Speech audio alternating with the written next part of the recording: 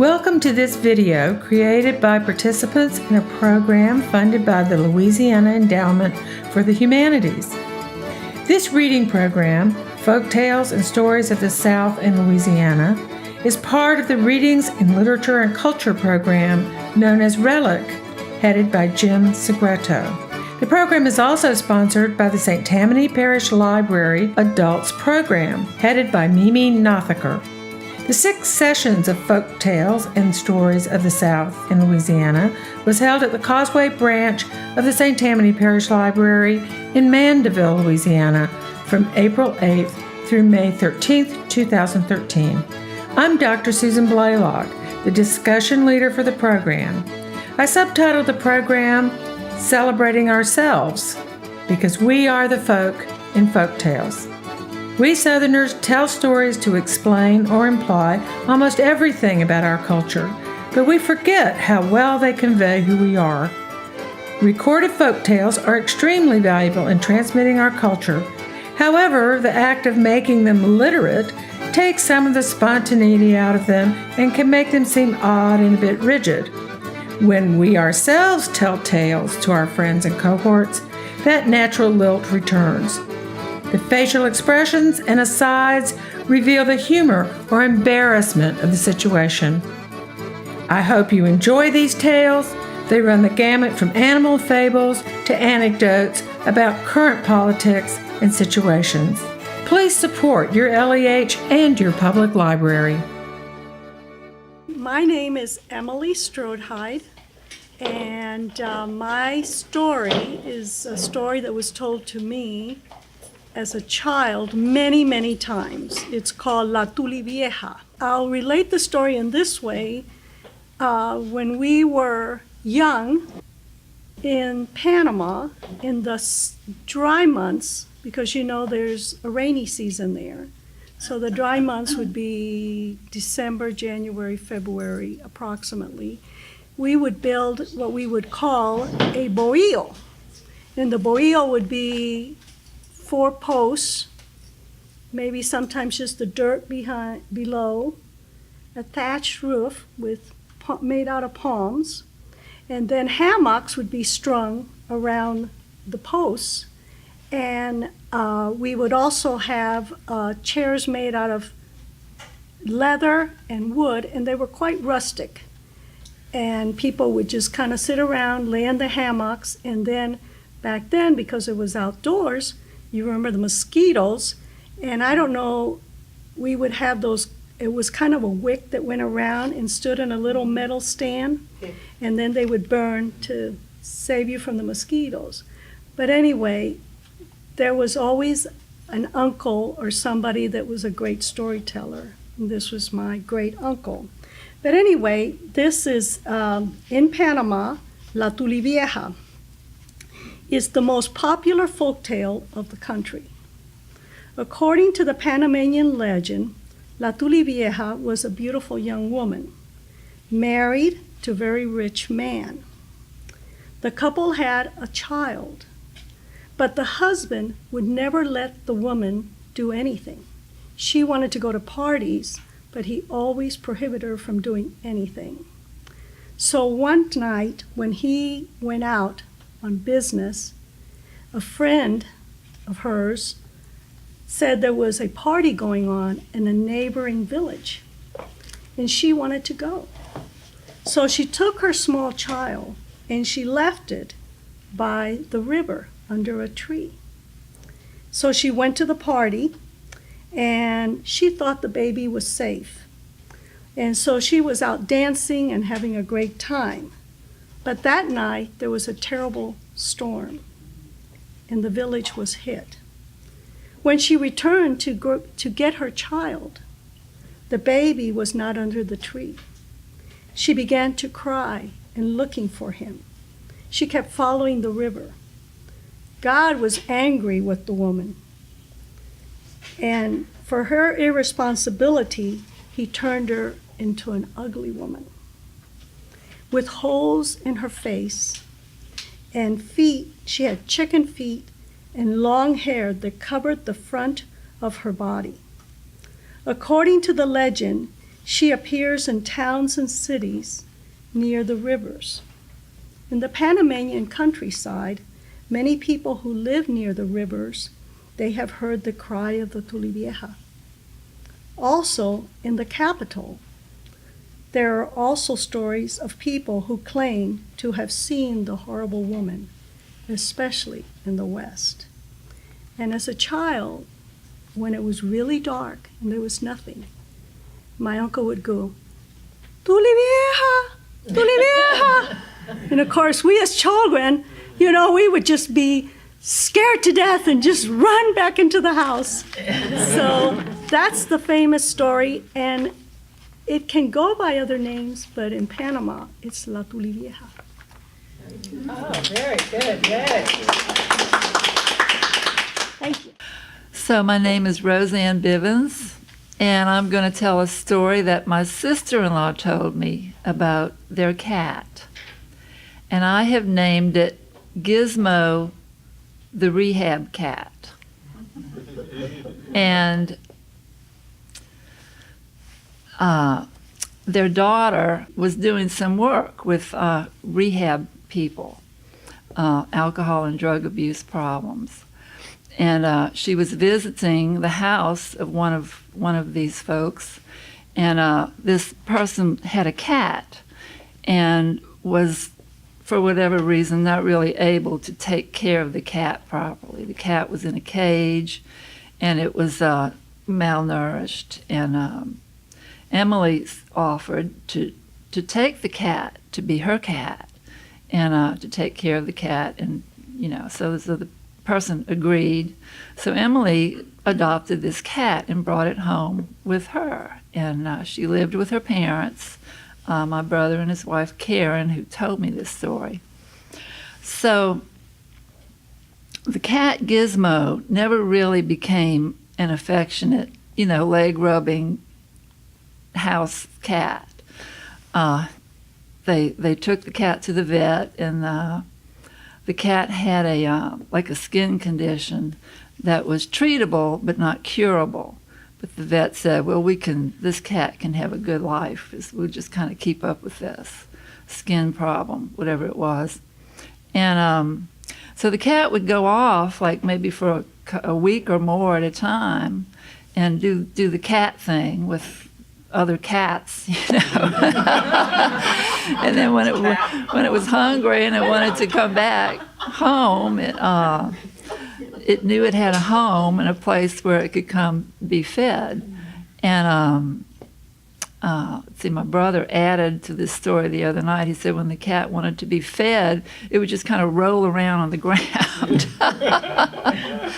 And that's how the Karen knew that it was asking for food. So anyway, one day the cat came home after being away for a while. And it would go out and get in fights sometimes. So it came back, and it was just almost dead from having been injured in this some kind of animal attack. Its throat was all opened and bones were showing. And Karen thought, we're going to have to put this cat down. So she asked my brother if he would shoot the cat.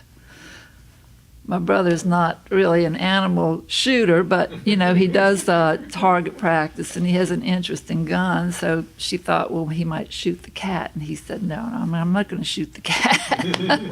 And she said, why not? And he said, well, the cat's looking at me. So she said, well, and she herself administers pain medication to herself for a back problem, so she's a nurse, and so she had this pain medication. She said, well, what if I sedate the cat, and then maybe you could shoot the cat? And he said, well, maybe so. So she gives the cat this pain medication, and the cat kind of feels good. The cat revives and starts walking around and, doing a whole lot better. But she thought that the cat still needed to be, taken to the vet. So they took the cat to the vet to see what he thought, and he said, definitely this cat is not retrievable. Put the cat down. So they put the cat down. They the nest, whatever they do, they put the cat under. So they came back home, and Sandy came in and after a while missed the cat, and missed Gizmo, and so they told her that they had in fact buried Gizmo in their little cat cemetery that they had, where they have buried cats in the past. And Emily was very distraught because she and the cat had really bonded, and she just couldn't believe they had put the cat under, taken it to the vet without her knowing about it, and she was very upset. And so time went by, and one day Jimmy was, my brother was out in the yard, and Gizmo came back. Gizmo showed up, and he kind of couldn't believe it. He said, "Karen, come see this. You got to come see this right away." "Oh, I'm busy." "No, you got to come out here right now and take a look at this." So she came out, and Gizmo started rolling around. I'm hungry. And she said, "You handle this. You handle this." And she went back inside. And then, Jimmy was like, "Okay, they buried the wrong cat."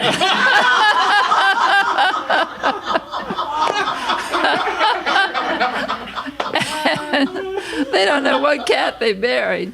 But then Emily came in and said, and they told her, said, "Look, Gizmo's back." And her response was, she was angry. She said, "I've been crying over this cat for 2 weeks."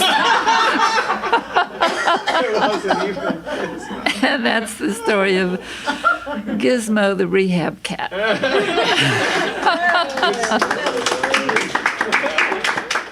I'm Irene Monica. A little Cajun humor published and illustrated by Lyle Bergeron. And this is the story of an incident at Holly Beach.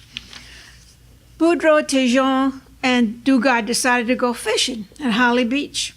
They heard the speckled trout was biting good. After they got to fish a while, a big storm come up, and the Gulf got real rough and swamped their boat. Poor Dugard. Him, he fell out of the boat and drowned. Boudreaux and Tejon both don't know what to do. They talk about how they're gonna tell Widow Dugard. "You Dugard best friend," said Boudreaux. "You should be the one to tell her." But I too much," answered Tejon. He had that problem since he was a little kid. Boudreaux thought a minute and he said, on the TV I saw that Mel Tillis. He stutters, but when he sings, he don't stutter. You can do that." "That's a good idea," replied Tejon, "but I'll have to try that." So when they get back to their home, Tejon, he makes a call on Widow Dugard. She answered the door and she said, "Tejon, may you back from fishing trip already? Where's Dugard?" Tejon, he sang, "Guess who drowned at Holly Beach? Dugard, Dugard." We could do it.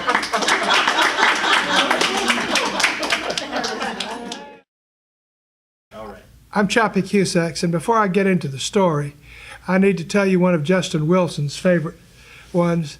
It's about the Cajun Zoo. And Cajuns have zoos like everybody else, but theirs is a little different.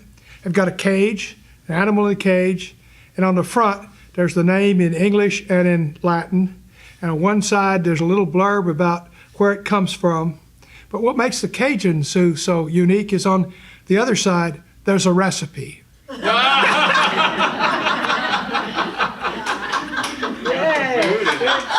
The food. And while I'm here, I might tell you my little library story. When I was in the 4th grade, the teacher wanted me transferred to the school for the retarded. She said I couldn't be taught to read. because we were reading one after another in the class. John and Mary jump over the fence, Peter and Harry dig under the fence, and I couldn't keep up. The words jumped all over the place. Years later, I discovered I was dyslexic. But at that time, at the LSU library, they gave me a stack pass because they got tired of bringing books out for me. I was reading 4 or 5 nonfiction books a week, and they got tired of carrying them out. So it caused quite a bit of consternation when the teacher's letter got to my parents. They didn't know what to do. So they took me to a psychologist at LSU who gave me some tests and said, I think the thing to do is to tell them to let you skip the 5th grade. After that, they won't care whether you can read out loud in class. But I always really appreciated those people at the LSU library letting me back there to roam through all those wonderful sacks of books and get whatever books I wanted to go read.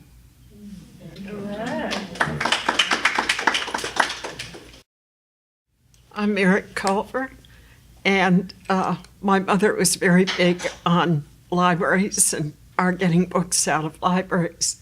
So when my 2 children were sort of 7, 8-ish years old, we did the same thing. We were living in Florida, and we had a double driveway to our house. So it got to be that the library, the mobile library, would just come and park in our driveway. And my kids would come in and they'd have books all the way from their chin down to here. And I always thought, well, this is wonderful. And so what is my daughter now? A librarian who reads to children in an elementary school. And my son teaches English on the college level. So I think the library's paid off.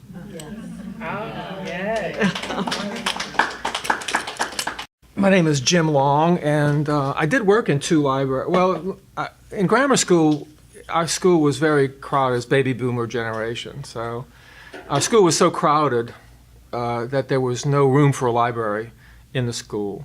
So we waited for the bookmobile to come. So the bookmobile would come, and it would be this wild and crazy thing. It seemed like, and we had so many kids in the class that each class would go out to the bookmobile and would park on the side of the school, and we would go in there, and the teacher would let everybody in at the same time. So it wasn't. We filled it up, really. This is like 4th or 5th grade. We weren't that big of people, but it seemed like we just filled up the bookmobile. And when I'm looking back on it, it's almost like you saw those scenes in a Japanese subway when you cram people in and push them in, and like people were going in one entrance to the thing, and then people would pop out because there was just not enough room in the bookmobile to do it. Plus, it was, and we would rock it back and forth a little bit. It was like so many people were in there. But my memories of that bookmobile was the biography section, and there was a series of books that were all about famous inventors, politicians, or statesmen, or composers, and they were blue. They had blue binder on. They were all blue, and I was determined to go through all the blue section. So I would you'd have to kind of squeeze your way through to get to that section. So I can remember being squeezed through there. And once I got there, it was like, to try to get one of the books and to grab it to go out. So that's my story about grammar school bookmobile. But I have a story too about when I was in college. I worked at the LSU University Library, and also at the Milton Ladder Library, which is on St. Charles Avenue. A lot of people may know that one. But I'll tell you a little story that you probably don't know about the Milton Ladder. Actually, 2 stories, but I'll keep it brief. It's not going to take long to tell this story, right? I should have said that at the very beginning. But there was a woman there who worked there. Her name was Mrs. O'Rourke. And she was the complete opposite of the librarian, who was kind of prim and proper. Mrs. O'Rourke was more of the Irish Channel, and Mrs. Morse was more of the uptown society lady. But they were both there. And so we hung around, as a college student, me and my friends sorted the books there. We hung around more Mrs. O'Rourke, and we talked about Mrs. Morse a little bit, So Mrs. O'Rourke had these stories about the Milton Ladder Library, which was owned, I don't know if too many people know this, was owned by a silent movie star in the late 1919, 1920, 1921. Before it became Milton Ladder Library, it was a mansion on St. Charles Avenue, and this silent movie screen star, and I wish I could remember her name, but I can't. But Mrs. O'Rourke told stories about the raucous behavior that went on in that library, which, before it was a library, about Hollywood movie stars coming in and out and what went on there. And so we just ate all that up. It was just so good, you know. And in contraposition to Mrs. Morse, who was the head librarian, who was this Marion the librarian type of person.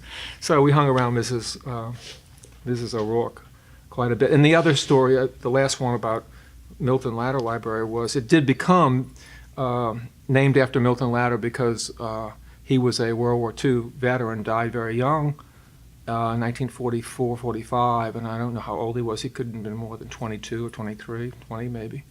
But there was a picture. It was dedicated to the Latter family had the mansion, and when the Latter family's son died in the war, they donated it to the library system. They donated the house to the library system on the grounds that it would never be anything else but a public library. So I hope that is still in the rules there, that it'll always be a library. But we would always be alerted because this is 1967, 68, 69, 70. Mrs. Latter, the fellow Milton's mother, still lived in the neighborhood and would come by occasionally, and Mrs. Morse would always get a tip from one of her society friends when Milton's mother was coming over to the library. So we had this, get everything exactly right. If Milton's picture was just a little bit tilted, it had to be completely straight because we always were on our toes for when Milton's mother came to the Latter Library. So that's my library story.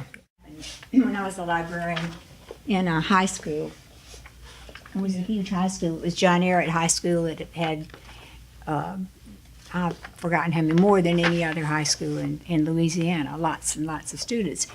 And I had this young black man he was like a sophomore, and he would come in and he would be referencing, looking up things. He knew what to do. You didn't have to tell him what to do. And then he said,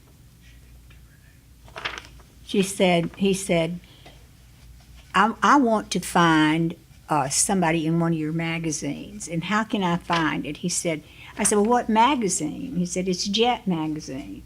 And I said, oh, okay, who do you want to find? He said, I want to find Wilfred Smith. And I said, well, you're Wilfred Smith. And he said, yes, I'm a Jet magazine. I would like to see it. So he was a computer genius. No one at that school knew anything about his being a computer genius. He was the quietest, calmest little boy. But soon as the faculty got told about it, they caught on. They had him in there doing all the things they couldn't do, He was working on all that. And he was a sophomore then. He never got to be all the praise he deserved or anything like that.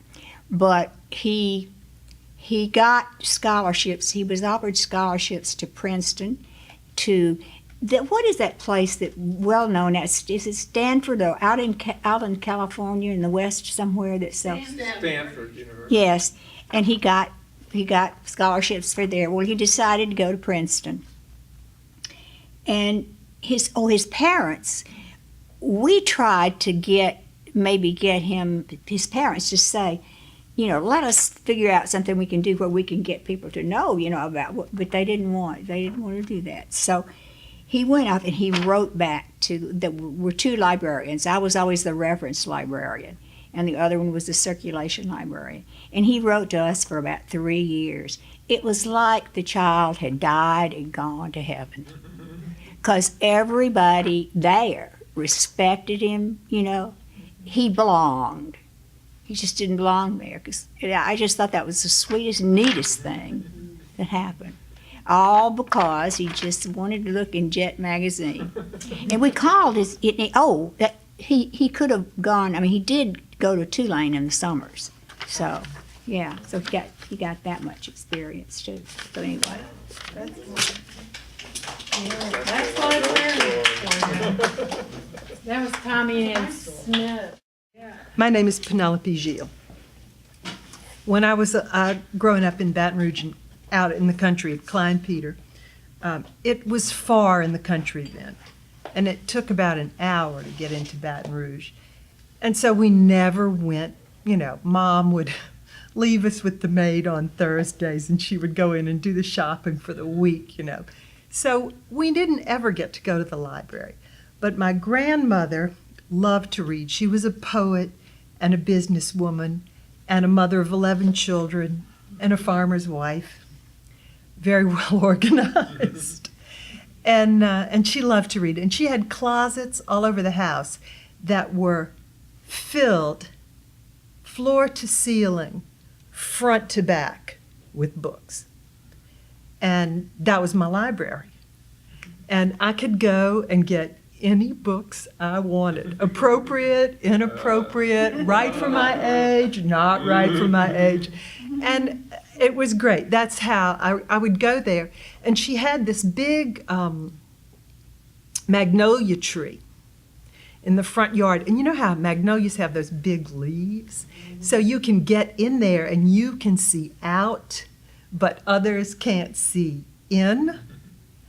So that was my hideout. I would get in there and have books piled on limbs.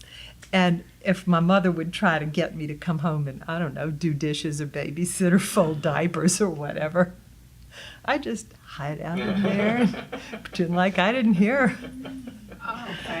So that's how I got to read Madame Bovary and a few other things when I was much too young to really understand what I was reading.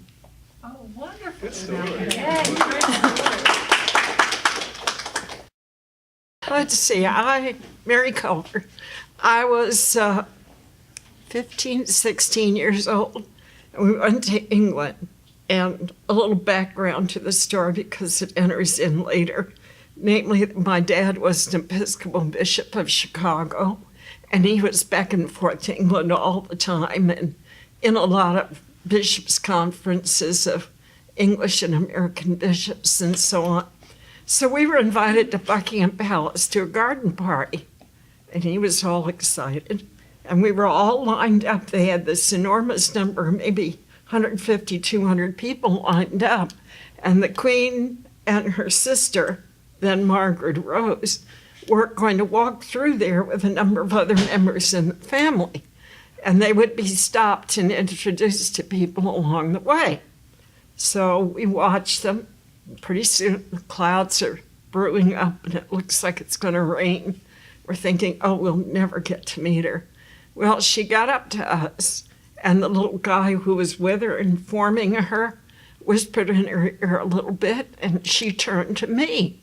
And she said, I understand that you saved a lot of tinfoil. I was a hoarder, and I think I probably still am. But anyhow, this enormous ball of tinfoil. And my mother decided we had to do something with it during World War II. So she sent it to the Canadian RAF. And they wrote me back this nice letter saying it was going to into one of their planes. And I would be informed about this when it happened and so on.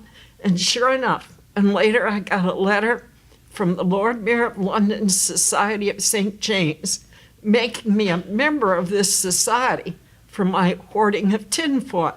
So we went down, we waited for the Queen to come down, and she said, I hear you saved a lot of tinfoil. My father was pressing for it, expecting he was going to be addressed, and she stopped to talk to me. And I had said all along to my mother, who was British, I will not curtsy to the Queen. I'm an American. But when she came, I changed my mind. She's was very short, much shorter than I am, and so was Margaret Rose, her sister. And Margaret Rose wore heels about like that, but the Queen didn't. So she stopped by me and we talked, and she said, I hear you got an award for that. And I said, yes, ma'am. And we talked for quite a little while. And then finally, I could see my father was just absolutely ready to burst out. It was close. He wanted to talk to her so much. So I said, here's my father, and explained who he was and so on. So she finally did stop and talk to him. And just about the time she started talking to him, the skies opened up and it absolutely poured rain. And we all ran for the back of the palace, Buckingham Palace. And on the way there, I was escorted there by a young man who turned out to be the Duke of Kent. And I always thought, oh, wouldn't it be fun if he'd asked me for a date later? But he never did, unfortunately. So we got sheltered into the palace, and we saw the main rooms of the palace. They took us through. And it was in those days quite ugly. They had big Victorian stuffed furniture and heavy drapes and everything. Not at all appealing, but it was an interesting afternoon.